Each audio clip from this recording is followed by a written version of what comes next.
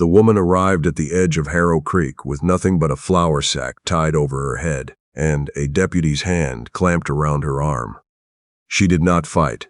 She did not cry out. She only walked, one slow step after another, through the ankle-deep mud of the main road, while the town of Harrow Creek watched from its porches and said nothing. It was a Tuesday morning in late October, and the maples had already gone to rust. The sky sat low and gray over the Saskatchewan prairie, the kind of sky that pressed down on a person like a closed hand. A small crowd had gathered near the feed store, men in worn canvas coats, women with their shawls pulled tight, a few children who stood too quiet, the way children do when they sense that the adults around them are ashamed of something, but not ashamed enough to leave. The deputy, a thick-necked man named Orville Gant, who wore his badge like it was the only fine thing he owned, shoved the woman up onto the wooden steps of the grain scale platform in the center of the road. It had never been used for anything like this before. Harrow Creek was not that kind of town, or it had not been until Silas Croft arrived 2 years ago and started buying up what he could not earn. "People of Harrow Creek," Orville called out, loud enough to carry down the block, "what you see before you is a woman the law has seen fit to remove from decent society. A thief, a forger, and according to 2 witnesses, the person responsible for the death of Commissioner Harold Vane." He paused and let that last word sit in the air. "No decent household will take her. So we settle the matter today." A few men looked at the ground. A few women turned away. Most stayed. At the back of the crowd, near the hitching post outside the harness shop, stood Elliot Marsh. He had come down from Greystone Lake that morning with his wagon loaded. Salt pork, nails, lamp oil, 2 new files for his draw knife. He had not intended to stay longer than it took to unload at the general store and collect a bag of oats for the horse. But Elliot had been standing here for 3 minutes now, and he had not moved. He was 41 years old, a surveyor by training, a trapper by necessity, a man alone by grief. His wife, Constance, had died 4 winters ago, in a way that the law had called an accident, and that Elliot had spent every season since trying to stop thinking about. He had moved to Greystone Lake because it was far enough from Heron Falls that no one there knew her name, and close enough to the tree line that the silence was of his own choosing. He did not get involved in other people's troubles. He had learned what it cost, but Orville Gant was pulling the flour sack from the woman's head now, and Elliot watched her face come into the gray October light, and something in his chest went very still. She was perhaps 30. Dark circles under steady eyes, a cut above her left eyebrow that had crusted over but not healed. Her hair had been pinned up once and had come loose on one side, hanging in a dark rope across her cheek. She did not look frightened exactly. She looked like a person who had made a decision to stop being frightened and was holding to that decision through pure force of will. "Do I have any offers?" Orville said. "Labor, household work, field clearing. She's able-bodied. The town needs this settled and the circuit judge won't be through until spring." Nothing. The crowd stared. The woman on the platform kept her eyes on the middle distance, not looking at any of them. Elliot did not think about what he did next. He would not be able to explain it well afterward, because it did not come from thought. It came from recognition. He had stood in a room once, before a desk, while 2 men in good suits explained calmly why no one was going to be held responsible for what had happened to Constance. And he had understood in that moment what it looked like when the law put on its costume and called itself justice. He reached into the inside pocket of his coat, his last fold of bills. He had been planning to use it to repair the roof of his trapping shed before freeze-up. He walked to the platform and placed the money in Orville Gant's palm. Orville looked down at it. "You buying trouble, Marsh? I'm buying her out of yours." Elliot turned to the woman. He kept his hands visible. "I won't hurt you. You can walk, or I'll bring the wagon around. Either way, we're leaving." The woman looked at him for a long moment. Her eyes were the color of lake water in November. Dark, deep, hard to read. "All right," she said quietly. Nobody stopped them. Nobody helped either. Elliot led her through the crowd to where his wagon sat, loaded with provisions. He helped her up onto the bench without holding her any longer than necessary, then climbed up beside her and gave the horse a quiet word. As they pulled out of Harrow Creek, he could feel every eye in town on his back. By nightfall, the whole settlement would know that Elliot Marsh had spent his winter money on a woman accused of killing the commissioner, and by morning, the news would be moving up every road out of town. He drove north without speaking for a while.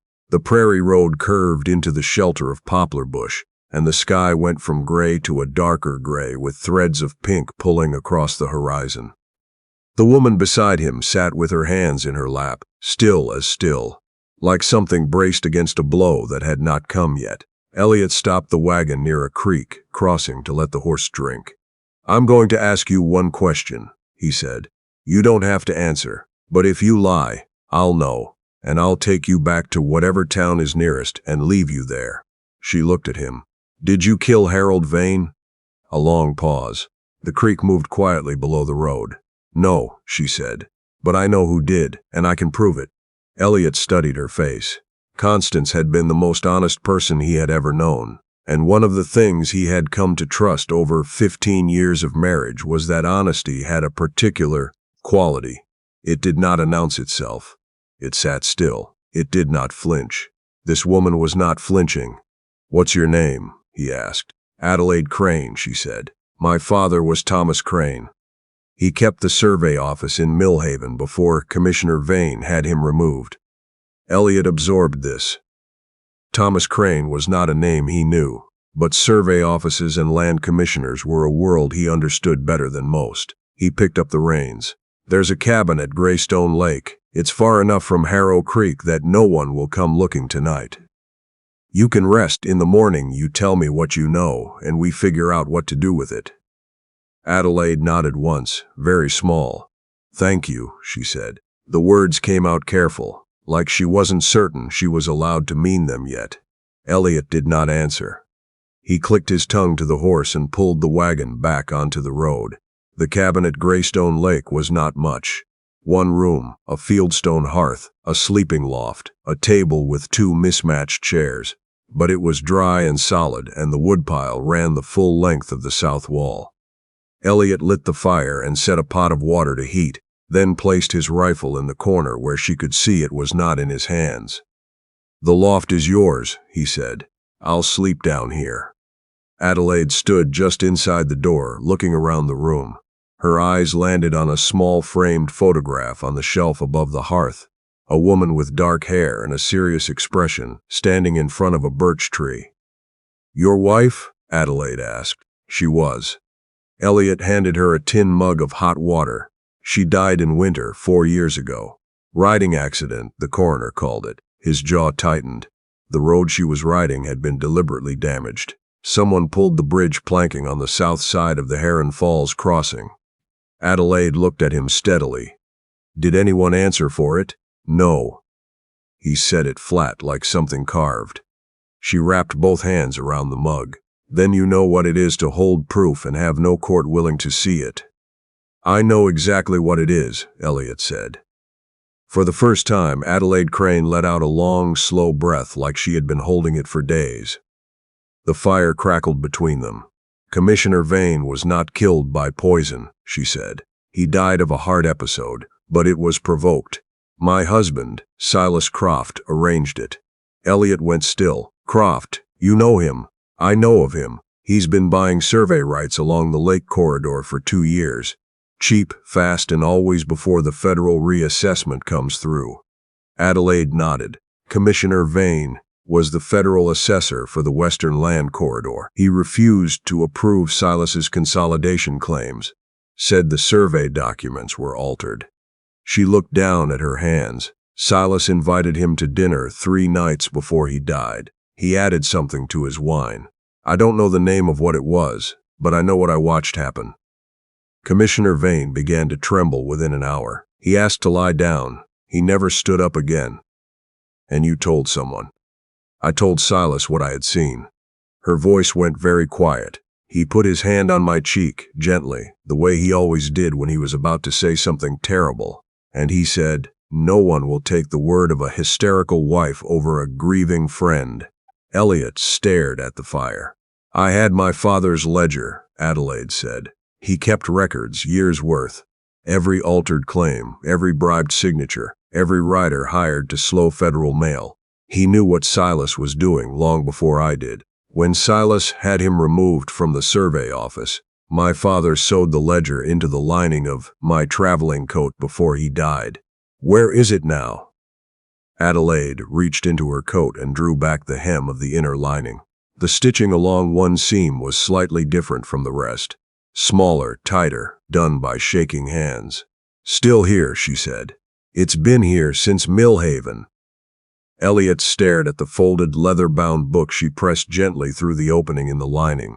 It was small, unremarkable, the kind of thing a man could hold in one hand, the kind of thing that could ruin Silas Croft completely. "He'll know you didn't die in custody," Elliot said. "He already knows." Adelaide met his eyes. "He arranged the auction. A woman sold publicly is a woman no court will believe. That was the point." Elliot looked at the ledger in her hands. He had spent 4 years keeping his head low and his mouth shut and his grief quiet. And quiet had not brought Constance back.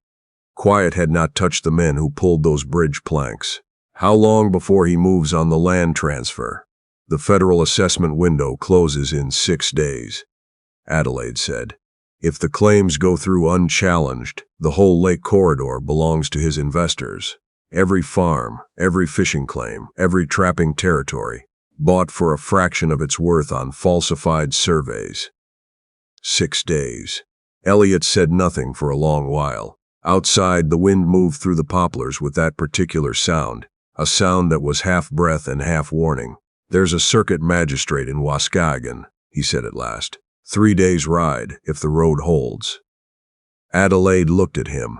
He could see the careful hope in her face, the kind that had been broken before and was taking its time. "I'm not asking you to carry my fight, Mr. Marsh," she said. Elliot picked up the ledger and held it a moment, feeling its weight. "I know," he said, "but it turns out it's mine too."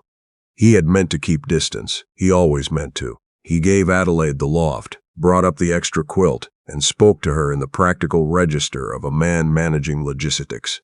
Firewood stacked, water in the bucket, rifle on the peg by the door. He showed her how the latch worked, how the flue sometimes stuck, how the creek ran shallow over stones to the south and deeper than it looked to the north.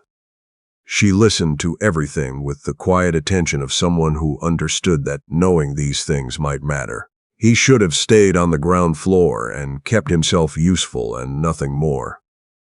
But the second morning she was there, he came in from checking his trap lines to find her standing at the hearth with his old topographic maps spread open on the table, tracing the lake corridor survey boundaries with her finger. "My father drew these routes," she said, not looking up. "The original ones, before Silas's men redrew them." Elliot set down his pack and came to look. She was right. He could see the variation in ink age and line quality, sections that had been redrawn in a slightly different hand, dates that didn't quite sit. They spent 2 hours at that table.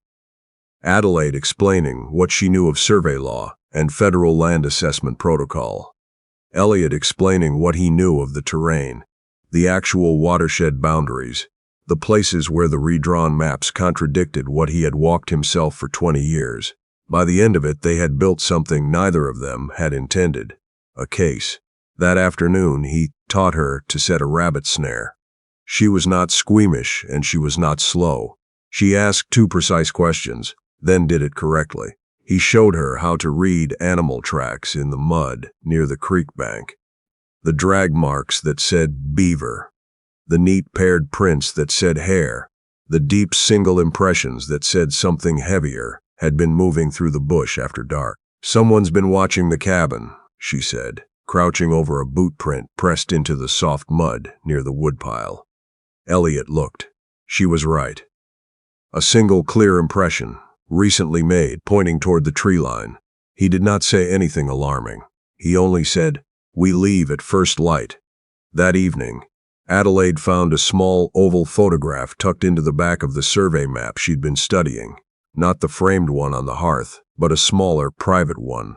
A woman and a man, laughing at something off to one side. The man was unmistakably a younger Elliot. She held it carefully, not to see, just to not let it fall. She laughed a lot, she said, not really asking. Elliot looked over. Something passed across his face, grief and gratitude arriving at the same time. She laughed at almost everything, he said. She thought the world was funnier than it was terrible. He paused. I used to think she was wrong. Adelaide set the photograph gently on the table.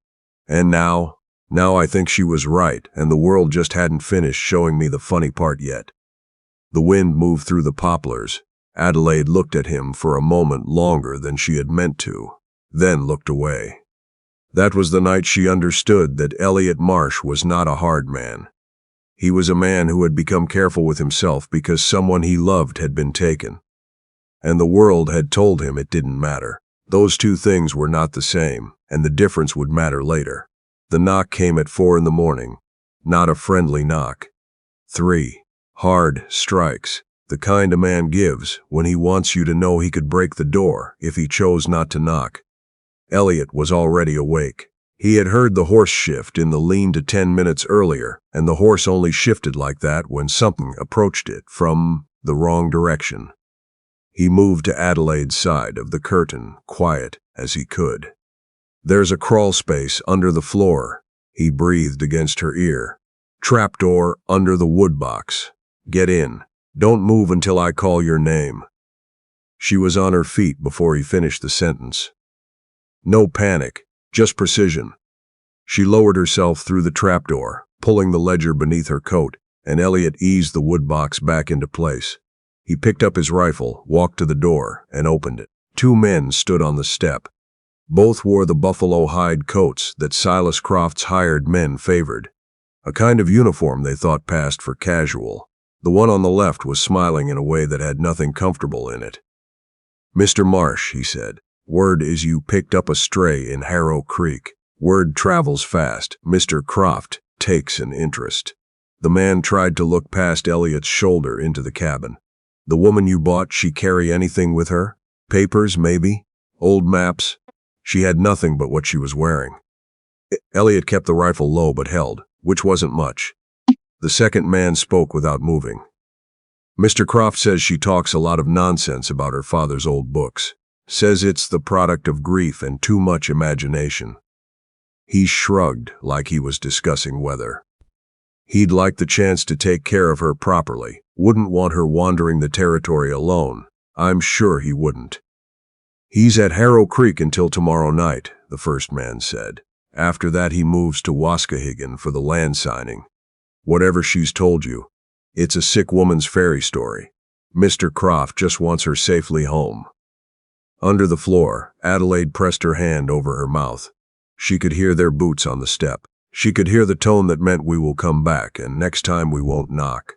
Elliot filled the doorway and gave them nothing. No information, no fear, no opening. After a long pause, the first man stepped back. You've been a quiet man up at Greystone Lake a long while, he said pleasantly. Mr. Croft respects that. He'd hate to see your property disturbed. I'd hate that too, Elliot said. He stood in the doorway until their horses were gone down the tree line, and the sound of hooves had faded entirely. Then he lifted the woodbox and looked down. Adelaide's face was pale, but her eyes were clear. How long to Waskahigan? She asked. 3 days. 2.5 if we push. She climbed out of the crawl space and pulled her coat straight. Then we need to leave, before the road to Harrow Creek opens up. He had not planned on crossing the territory again. He had not planned on any of this. But sometimes the plan and the thing that needed doing were 2 completely different roads, and the only question was which one you could live with taking. Pack what you can carry, he said. We go on horseback. The wagon's too slow. They left before dawn, moving through black spruce and frost-stiffened grass, with the lake at their back and the dark prairie sky beginning to crack with cold pink light at the horizon. Elliot rode his horse and Adelaide rode the spare, a roan mare named Blythe, who was steady in mud and not inclined to spook. They did not speak for the first 2 hours. There was nothing to say that the land wasn't already saying. At mid-morning, they stopped at a stand of birch to rest the horses. Adelaide was looking back along the tree line, very still. "We're being followed," she said. Elliot had seen it too. A rider, far back, keeping pace. "Single horse," he said. "Could be a coincidence." It isn't. It wasn't. The country between Greystone Lake and Waskahigan was not forgiving. The road, if it deserved the name, crossed 3 creek beds, climbed a long bare ridge with no tree cover, and dropped into a shallow valley, where the trail narrowed between rock faces to a width that barely allowed 2 horses abreast. It was called Shale Cut, and it was the only reasonable passage north. It was also, as Elliot knew, and the rider behind them certainly knew, the only place on the route where 2 people with horses could be stopped without much noise. They heard the second rider before they saw him, coming fast from the north end of Shale Cut, cutting off the exit. Then the first rider closed behind them. Elliot pulled up sharp. "Stay close," he said. The man from the north end stopped his horse across the trail. He had a rifle across his saddle. He was grinning. "Mr. Croft says the lady should come home," he called. "Mr. Croft," Elliot said, "can speak for himself." The man behind them laughed softly. "Boss pays double if she's in good enough condition to stand trial," he said. "Pays more if she isn't." Adelaide heard that, and something that had been tightly held inside her came loose, not into fear but into something colder and clearer. She thought of Harrow Creek, the flour sack, the platform, the crowd that watched and said nothing. She thought of her father's hands, how they had shaken when he sewed the ledger into the lining of her coat, how he had pressed her hands around it and said, "Don't let them make it mean nothing." Elliot's rifle came up, but the man at the south end was already dismounting, moving quickly, too quickly. Adelaide's hand found the rifle strapped across Blythe's saddle. Elliot had insisted she carry one, had spent 2 hours the second night at the cabin teaching her to sight properly, to breathe before pulling, to not close her eyes. She did not close her eyes. The man at the south end looked up when he heard the hammer click. "Don't," Adelaide said. Her voice was very steady. He stopped. The man at the north end began to swing his rifle around. Elliot fired once. The rifle spun out of the man's hands and clattered on the shale. The man swore and grabbed his arm. "Drop it," Elliot said to the man at the south end. A long pause. Then the pistol fell into the gravel. "Tell Silas Croft," Adelaide said clearly, so that both men would remember it, "that the ledger exists, the signatures exist, and the route to Waskahigan is open." They tied the 2 men's horses to a birch tree a 1/4 mile off the main trail, where they would be found comfortably but not immediately, took their weapons, and rode north. That night they sheltered in a fieldstone root cellar that had once served a homestead long since abandoned.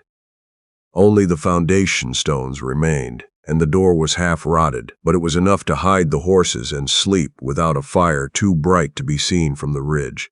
Elliot woke an hour before dawn to find Adelaide sitting upright against the stone wall, with a blanket over her shoulders and her eyes open. "You should sleep," he said.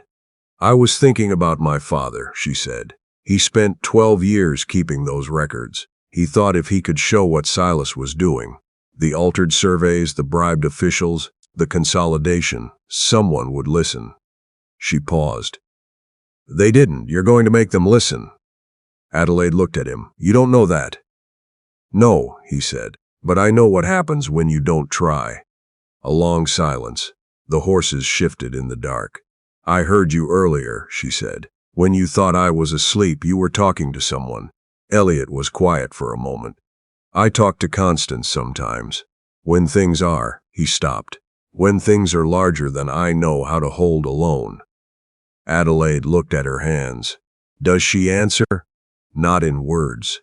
He looked toward the door where the night was beginning to thin at the edges. "But I've learned that when I ask her what to do, and then go still enough to hear, the answer's usually already there." Adelaide pulled the blanket tighter. "I don't have anyone to talk to like that." You have yourself, Elliot said. That's more than you think.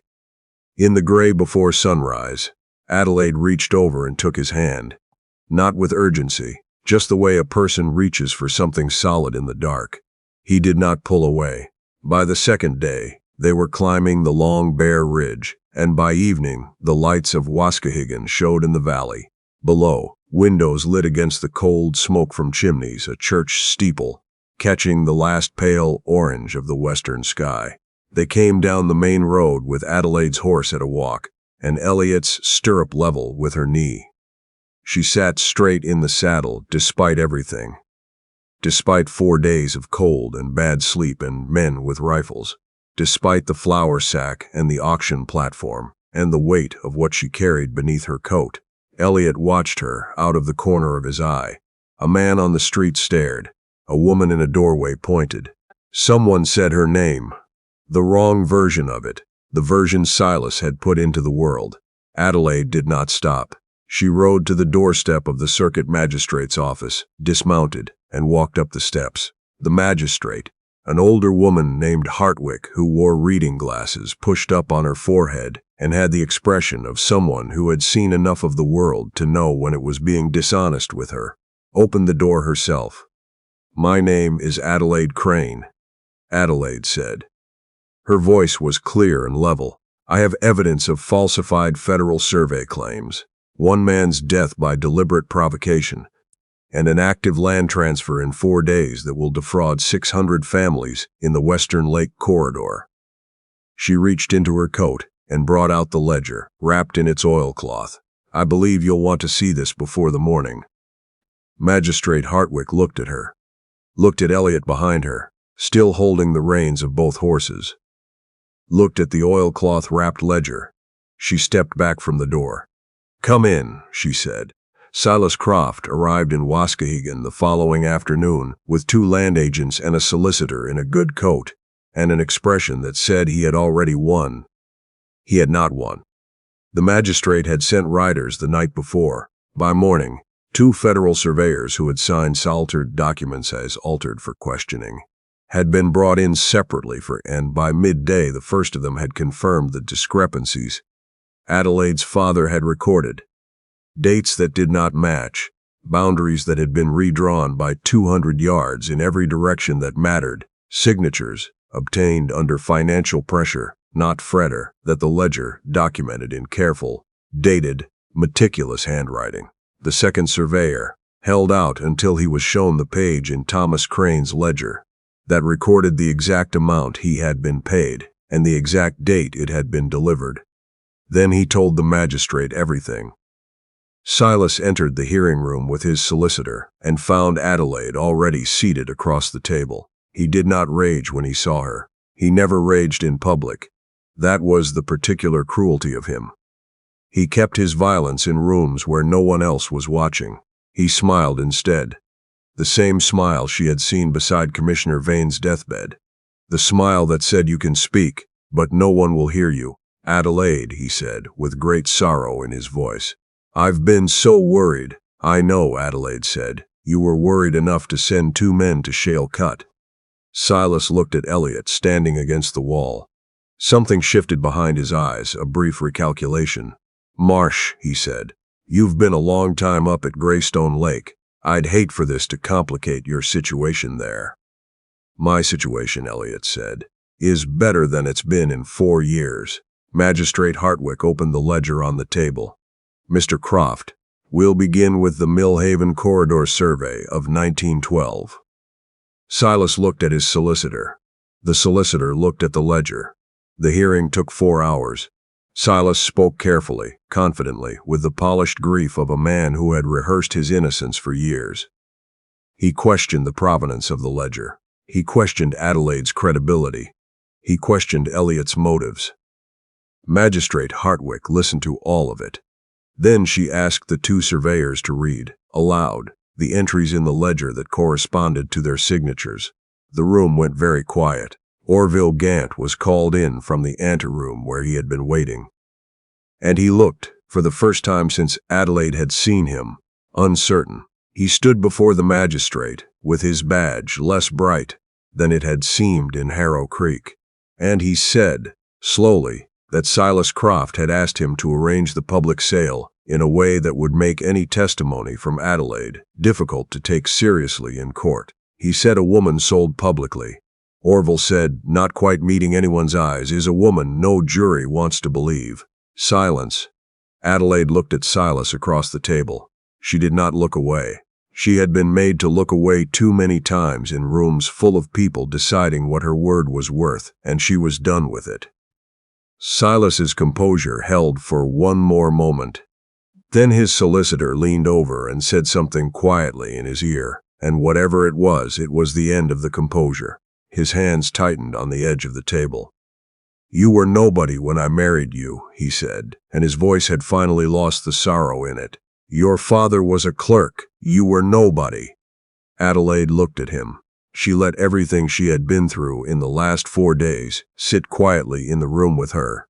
The flour sack, the auction platform, the mud of Harrow Creek, the crawl space, the riders at Shale Cut, the root cellar, the long cold ride north, all of it held without flinching. My father kept 12 years of records, she said, so that people like you could not make the truth disappear. He knew you would call him nobody. He wrote it down anyway. She looked at the ledger, open on the table. That's what nobody looks like, Silas. Magistrate Hartwick struck the table with her pen. Silas Croft was arrested before the evening meal. The land transfer was suspended pending federal review. The false charges against Adelaide were dismissed. All of them on the record with the magistrate's full name signed beneath the dismissal. Adelaide stood on the steps of the magistrate's office in the cold evening air of Waskahigan and breathed, just breathed. The way a person breathes when they have been holding something very heavy for a very long time and have finally set it down. Elliot came and stood beside her. He did not say anything immediately, because there was a particular kind of moment that talking too quickly would ruin, and he had learned over 41 years to recognize that kind.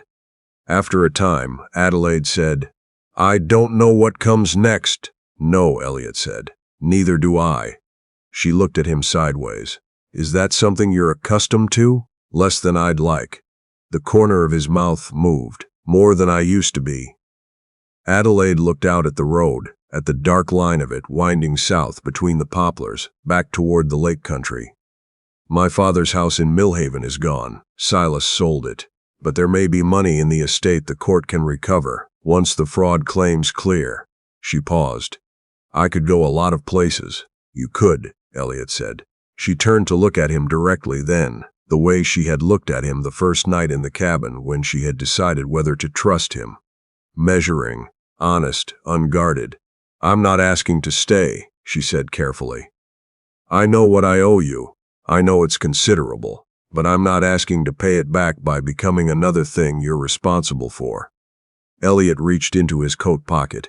He held out a coin, small, dull silver, worn at the edges. Adelaide looked at it. What is that?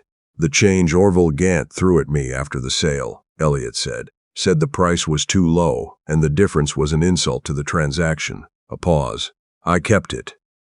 Adelaide looked at the coin in his palm. I don't want to be bought again, she said quietly. I know that. Elliot looked down at it too. I'm not offering you a price. I'm telling you that the man who tried to give you one was wrong about everything. What you were worth, what the truth was worth, what silence costs. He closed his fingers around the coin.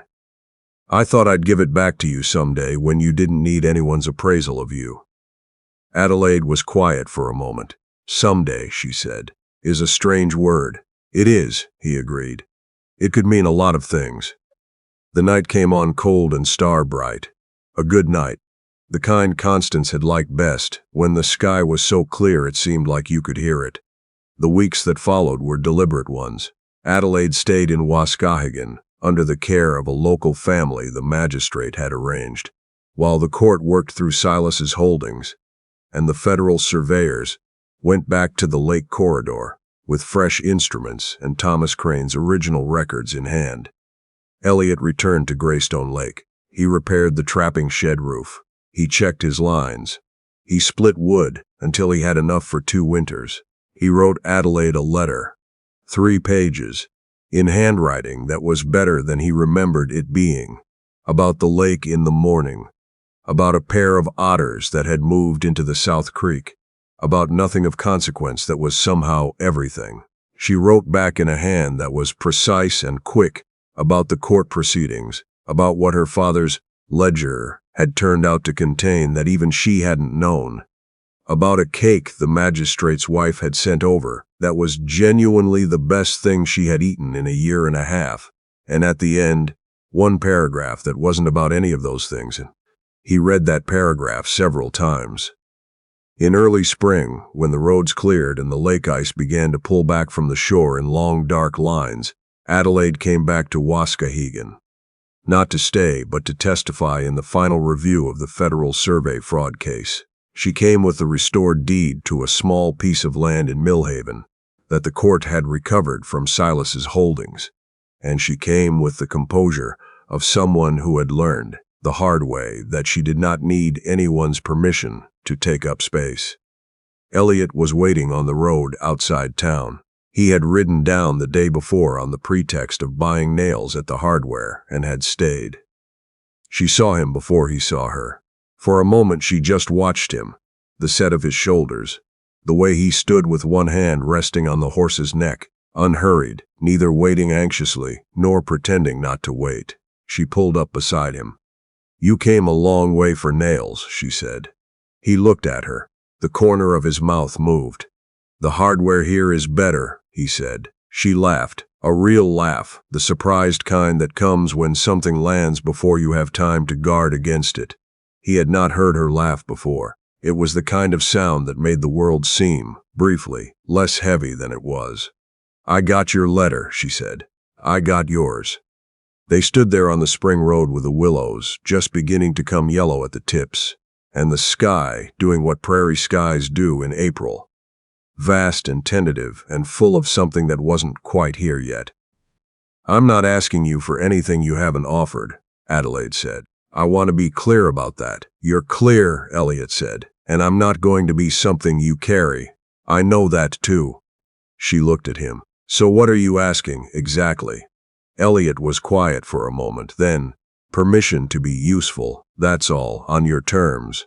Adelaide considered this. "That's a modest thing to ask," she said. "I'm a modest man." She looked at him for a long moment, the measuring look again, but softer now, less desperate, more deliberate. "All right," she said finally. "Come to the hearing tomorrow. We'll have supper after, and we'll see." He nodded once. That's enough. It was enough. That summer, Adelaide rebuilt what her father had built. She took the Millhaven land and the recovered estate funds and she put them toward a proper survey office, smaller than her father's for now, but honest in a way his hadn't been allowed to be toward the end. She hired a young woman who wanted to learn cartography and a young man who had grown up on a lake claim and could read the land better than any instrument.